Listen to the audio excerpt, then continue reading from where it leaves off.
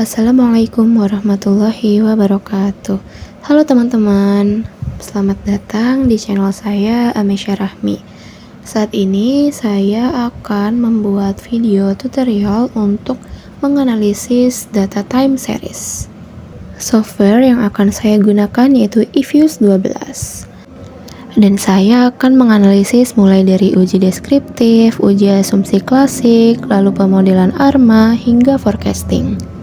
Oke, yuk langsung aja kita mulai analisisnya. Pertama kita klik eViews. Kita bisa eViews 12 ataupun 9 itu sama aja ya teman-teman. Ini kita close. Nah, di sini untuk filenya, karena file yang saya gunakan itu dari Excel, jadi saya klik yang Open a Foreign File. Kenapa? Karena Excel itu merupakan data file yang eksternal dari eViews. Kalau internal kita bisa klik Open an Existing eViews Work File ataupun Create yang file baru gitu. Nah, saya klik yang Open a Foreign File, such as Excel. Nah, di sini data yang saya akan gunakan, saya klik Open, Next, Next, Next. Nah, di sini basic structure-nya kita pilih yang Dated Specified by Date Series. Kenapa? Karena data ini merupakan data time series. Kita klik Finish. Ini No. Nah, langkah yang pertama yang akan kita lakukan yaitu uji deskriptif. Untuk uji deskriptif, kita mulai dari klik quick, lalu grup statistik, deskriptif statistik, kita pilih yang common sample. Nah, di sini kita ketik Y, return saham Y sebagai variabel dependent, dan C, X. BI rate X ini sebagai variabel independennya. Kita klik OK. Nah, di sini keluar hasilnya ada mean, median, maksimum, minimum, standar deviasi, skewness, kurtosis, Jar-Quebera, probability, ada sum SQDEV, dan observation-nya di sini ada 32. Yang selanjutnya kita klik estimate equation. Lagi ini Y, return saham Y sebagai variabel dependent, dan C, X BI rate ini mana? BI rate X ini sebagai variabel independennya. Nah, ini lalu kita lakukan uji asumsi klasik yang pertama yaitu uji normalitas. Kita klik view, lalu residual diagnostics, lalu kita klik yang histogram normality test. Nah, di sini keluar hasilnya, kita lihat di Jar-Quebera probability-nya itu kalau lebih dari 0,05 maka datanya terdistribusi normal atau datanya ini lulus uji normalitas. Nah, di sini hasilnya kan 0,216495. Maka itu lebih besar dari 0,05. Nah, selanjutnya kita lakukan uji heteroskedastisitas.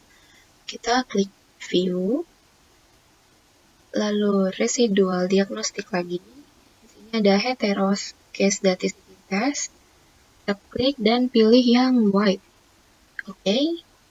Nah, di sini kita lihat di prop Chi-square-nya yang ops R-square ya. Ini 0,4972, di mana hasilnya juga lebih besar dari 0,05. Maka artinya tidak terjadi heteroskedastisitas atau lulus uji heteroskedastisitas. Selanjutnya kita lakukan uji autokorelasi. Caranya itu kita klik view, residual diagnostik, lalu serial correlation LM test. Sini Lex to include-nya 2, betul. Nah, di sini keluar hasilnya ya teman-teman. Kita lihat lagi di prop Chi-square-nya yang ops R-square. Di sini hasilnya 0,4099, di mana lebih besar juga nih dari 0,05. Jadi, artinya tidak terjadi autokorelasi antar residual atau lulus uji autokorelasi. Selanjutnya kita lakukan uji multikolonialitas. Caranya gimana? Caranya kita klik view, koefisien diagnostik, lalu variance inversion factors. Nah, di sini kita lihat di center VIF-nya, hasilnya itu 1,000. Nah, di mana artinya itu jika VIF-nya itu lebih kecil dari 10, maka tidak ada multikoliniaritas yang serius atau hasilnya itu lulus uji multikoliniaritas. Selanjutnya kita lakukan uji stasionaritas dengan unit root test. Caranya kita klik yang BI rate dulu. BI rate, lalu di view, unit root test, standard unit root test. Nah, di sini kita pilih test type-nya yang augmented decay fuller atau ADF. Untuk tes unit root-nya itu kita coba dulu yang level. Misalkan nanti hasilnya itu belum stasioner, kita nanti pindah lagi ke yang first difference, dan misalkan belum juga di first difference ini, kita pindah lagi ke yang second difference. Coba dulu yang level. Nah, di sini kita lihat hasilnya probability-nya itu masih lebih besar dari 0,05, di mana datanya itu masih belum stasioner. Jadi kita coba ulang menggunakan yang first difference. Oke. Nah, di sini juga probability-nya itu masih lebih besar dari 0,05. Dia hasilnya 0,9880. Kita coba lagi sampai datanya itu stasioner. Kita coba lagi standard unit root test. Kita pilih yang second difference. Oke, nah di sini hasilnya keluar sudah lebih kecil dari 0,05. Hasilnya itu 0,001, yang dimana artinya itu datanya sudah stasioner. Jadi kita menggunakan yang second difference. Lalu kita coba juga yang return saham Y. Di sini masih ada tabel yang belum terisi atau NA ini akan kita lakukan forecasting mulai dari tahun 2025 bulan September hingga tahun 2026 bulan Desember. Oke, kita coba seperti tadi, kita klik view, unit root test, standard unit root test. Ini kita pilih test type-nya yang ADF seperti tadi sama, lalu kita coba dulu yang level. Klik OK. Nah, di sini hasilnya sudah lebih kecil dari 0,05, di mana hasilnya itu 0,0014. Maka datanya itu sudah stasioner. Oke, selanjutnya kita ke langkah pemodelan ARMA. Ini kita keluar dulu dari ini, lalu kita klik return saham Y. Klik view, untuk pemodelan ARMA kita pilih Correlogram. Correlogramnya untuk return saham Y tadi yang level. Klik OK. Nah, di sini keluar, kita lihat batang mana yang lebih panjang. Di sini untuk return saham Y, batang yang lebih panjang itu ada di angka 6. Dimana untuk autocorrelation-nya atau maknya itu dia mendapati hasil minus 0,274. Sedangkan untuk partial correlation-nya itu yang paling panjang ada di 12. Partial correlation itu R. Kita lihat di sini mendapati hasil minus 0,251. Selanjutnya kita klik lalu estimate equation. Di sini kita ketik return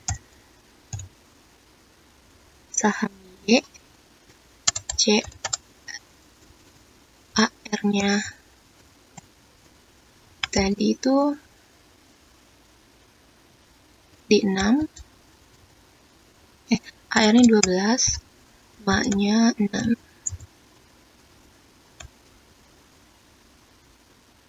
Input hasilnya. Di sini kita lihat, di sini sampai sini.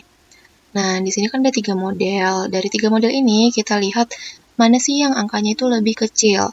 Kenapa yang lebih kecil? Karena yang lebih kecil itu lebih baik permodelannya. Sini kita lihat antara Akaike, Skewers, dan Hanan, mana yang lebih kecil.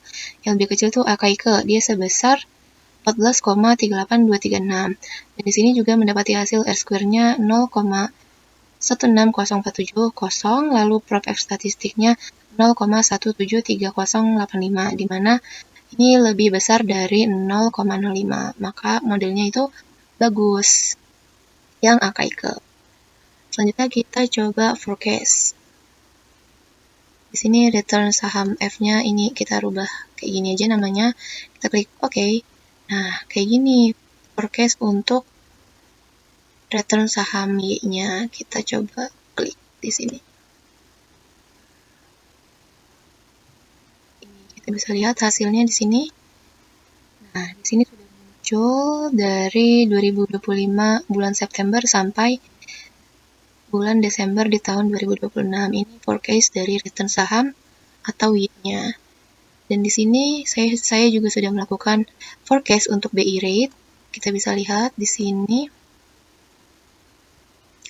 berikut hasilnya. Berikut hasil dari forecast bulan September tahun 2025 sampai bulan Desember tahun 2026.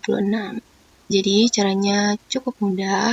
Ini untuk BI rate-nya kita coba klik juga estimate equation sama seperti tadi, itu BI rate X C R-nya 1, Y-nya juga 1. Oke. Nah, kita forecast. Nah, mendapati hasil seperti ini untuk BI rate-nya. Lalu kita lihat apakah dia sudah muncul untuk forecast-nya.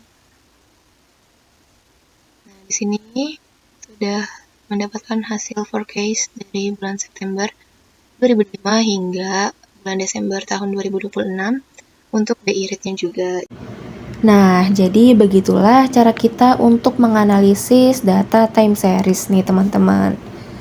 Cukup mudah bukan? Kita melakukannya mulai dari uji deskriptif, lalu uji asumsi klasik, pemodelan ARMA, hingga forecasting.